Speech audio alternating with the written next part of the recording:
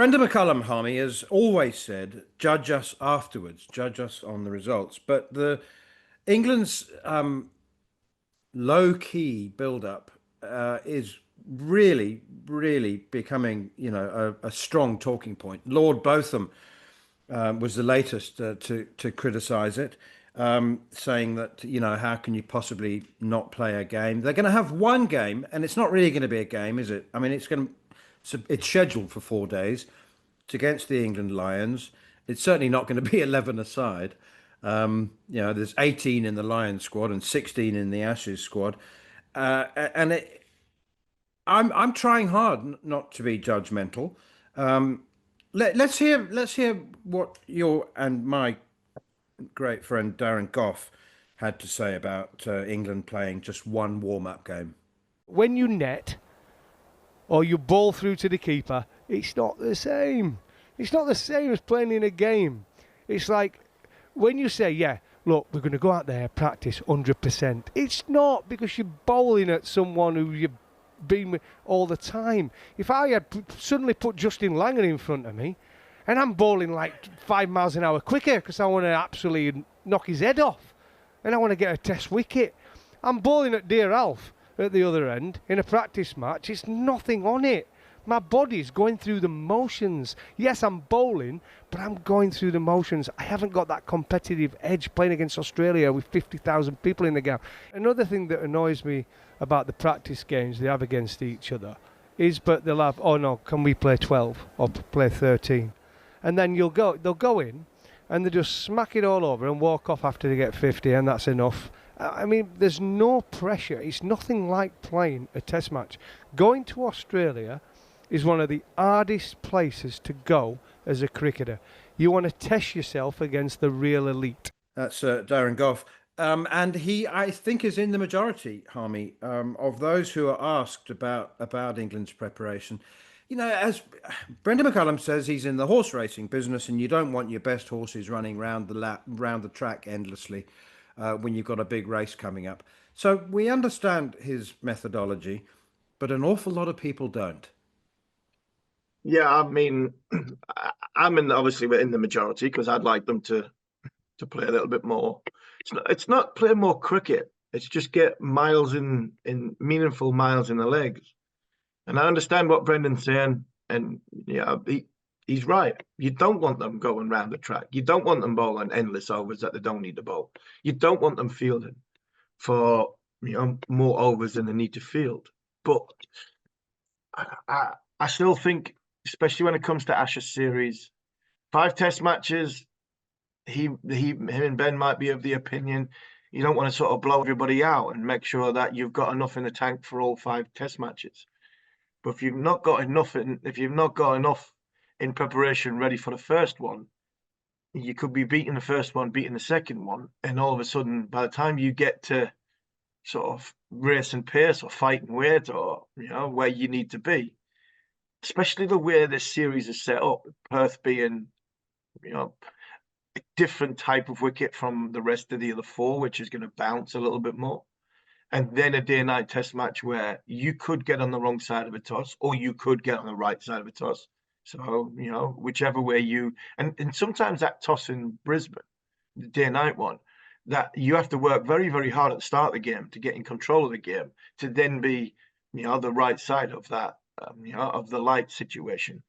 So when I look at, and I'm finding it hard to go 2 feet into criticizing Ben and Brendan because I've done it before, and not that I had a comeback off it, but I get what they're trying to do. I get and understand that they don't want to be possibly tired.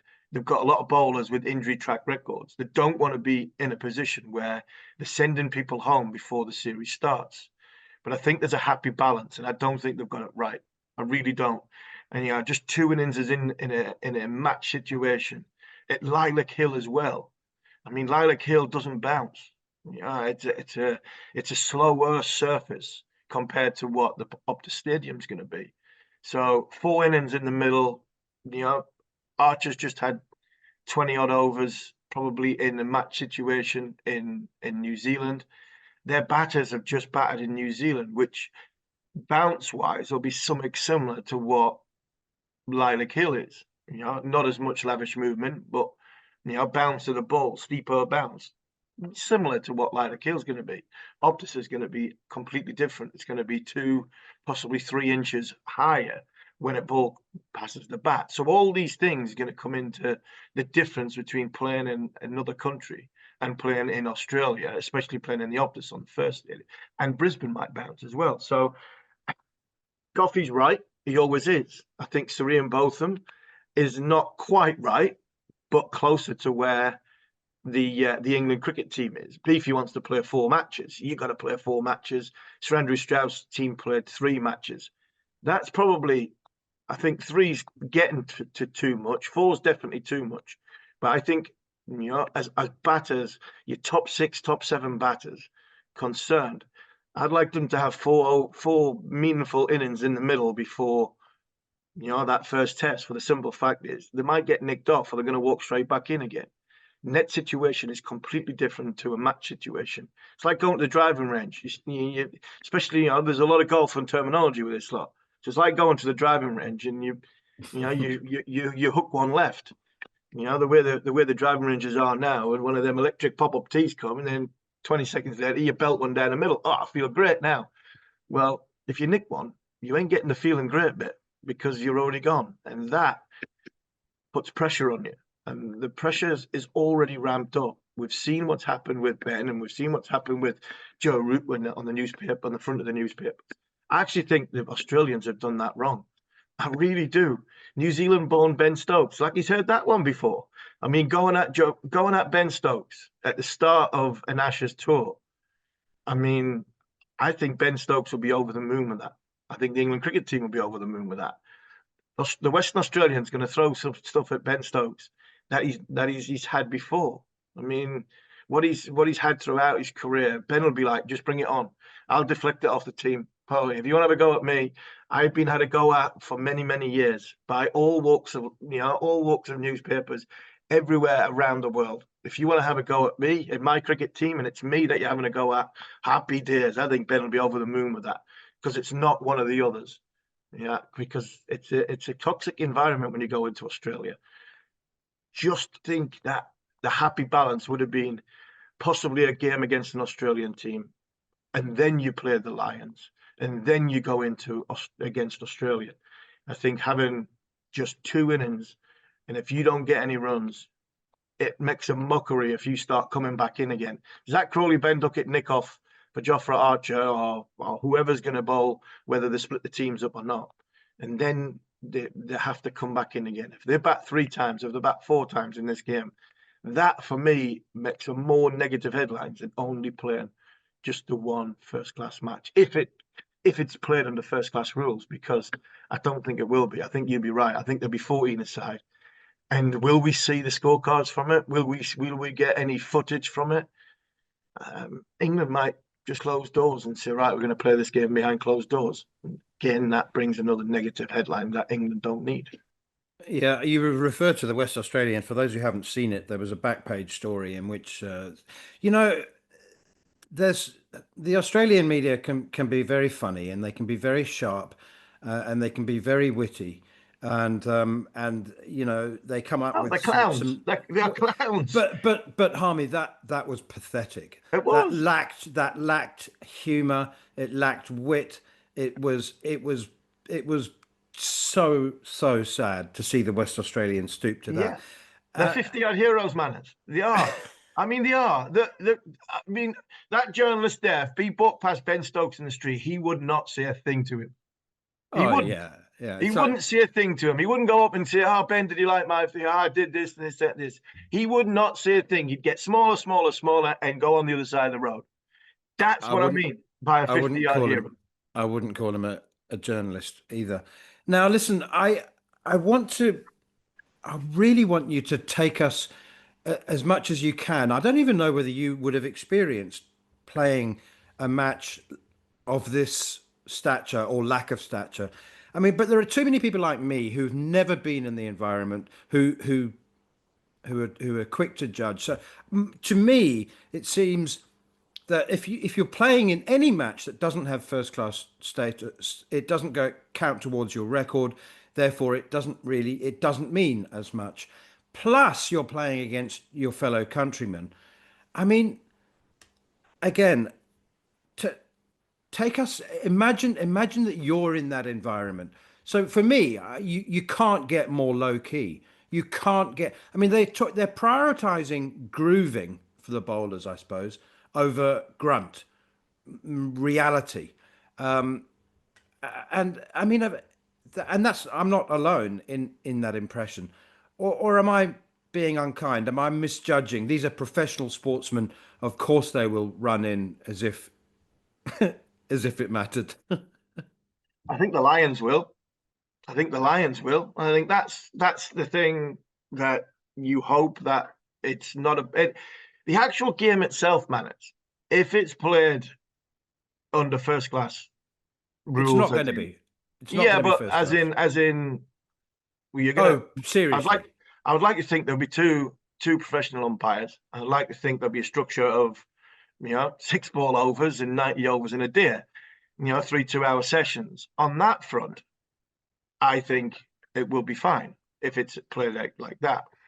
And I also think that I've got no problem with the England playing England Lions. I think it's a good idea. I really do.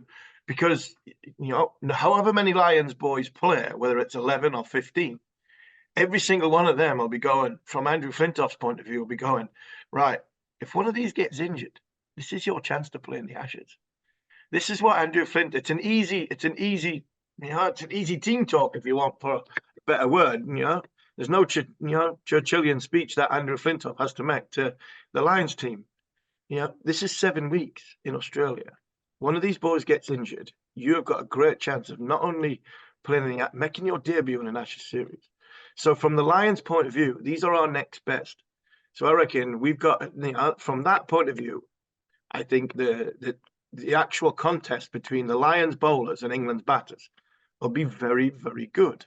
Now, where is it when it comes to England's bowlers going against the Lions batters? That's where probably the concern is, the worrying concern is. I think the juice is flowing. If England's bowlers then knock them over, where do they get their long day in the field? Because you need a long day in the field to get up to speed for that first Test match. You can't.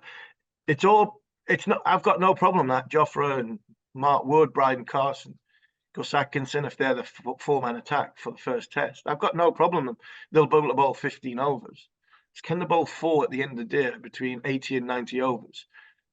Potentially taking that second new ball when the sun's going down and having 80 overs in their legs and making it meaningful and effective and bowling 90 mile an hour to knock 2 wickets over at the end of the day. I think that's what a lot of people are worried about from a preparation point of view. So the England Lions against England, if it's played properly, I think it's a good idea. I just wish England had played possibly an Australian 11 either before or after going into that first Test. And for me, that would be the perfect preparation. The England Lions boys will be ready to show the selectors that they are the next cab off the rank. So because of that, I think it's more of a difficult test for the England top order facing that than facing possibly a Western Australian second 11 or a Farmers 11 or a Prime Minister's 11, because what you're going to have, you look at the England Lions bowlers, the likes of Josh Hall, Eddie Jack, Sonny Baker, Gilchrist, Laws, who's just getting a development contract. These are like good bowlers. Matt Fisher, who I think Matt Fisher might be the one that plays a Test match in Australia. They're going to be ready for England's top order. And I think it's the worrying bit for the other way around is if England bowl the Lions out for, say, 120 twice and field for 45 overs twice, is that enough to get ready for that first Test match? I don't think so. So I think that's what worries a lot of former England players who have been on Ashes tours, because, like I said before, the big thing for me, another big factor for me will be all the eyes of Australia will be on that game. And if it is for 1 second played like a dog and duck 11, we will see it. We will hear about it because the Australian media will show us. So if Jofra Archer's, running around with his, I mean, with no whites on, or with his jump around his waist, and if all of a sudden, England start using 15 fielders, all these little things that can be negativity towards this game, the Australian media will pick it up. So my advice to the management of England would be, if this is your only game, play it properly and play it well, and make sure you have no comebacks going into that first test, because that for me was where the negativity will be.